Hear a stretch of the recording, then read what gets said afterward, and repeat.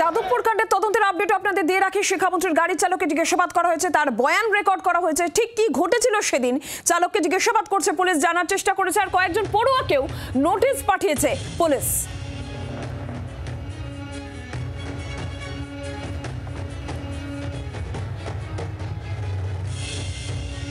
যাদবপুর কাণ্ডে এবার শিক্ষামন্ত্রী ব্রাত্য বসুর গাড়ির চালককে জিজ্ঞাসাবাদ কলকাতা পুলিশের।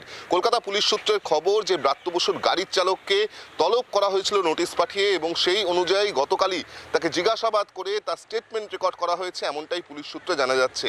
পুলিশ সূত্রের খবর যে সেদিন কি ঘটনা ঘটেছিল, এবং তার সঙ্গে সঙ্গে যেহেতু ইন্দ্রানুজ রায় তিনি যে অভিযোগ করেছিলেন, সেই অভিযোগে কিন্তু ব্রাত্য বসুর গাড়ির চালকের নামে নির্দিষ্টভাবে এফআইআর করা হয়েছিল।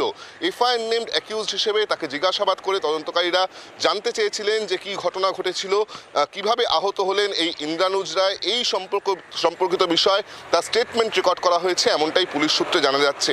যাদবপুর বিশ্ববিদ্যালয়ের একাধিক ছাত্রছাত্রী তাদেরকেও কিন্তু নোটিশ পাঠানো হয়েছে, যারা সেই সময় ঘটনাস্থলে উপস্থিত ছিলেন। কারণ এখনো পর্যন্ত 3 জনকে জিজ্ঞাসাবাদ করলেও বাকি যে সমস্ত ছাত্রছাত্রীরা উপস্থিত ছিলেন তাদেরকে জিজ্ঞাসাবাদ করা হয়নি, তাদেরকে নোটিশ পাঠিয়ে একে একে জিজ্ঞাসাবাদ করা হচ্ছে, এমনটাই কিন্তু লালবাজার সূত্রে আমরা জানতে পারছি।